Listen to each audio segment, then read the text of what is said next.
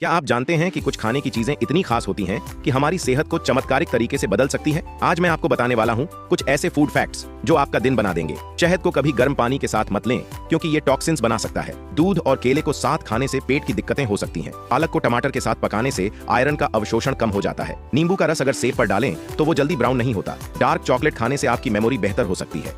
ऐसे और भी मजेदार और सेहतमंद फूड फैक्ट्स जानने के लिए चैनल को सब्सक्राइब या फॉलो करें और वीडियो को लाइक करना न भूलें। आप कौन से फैक्ट्स पहले से जानते थे? कमेंट में बताइए।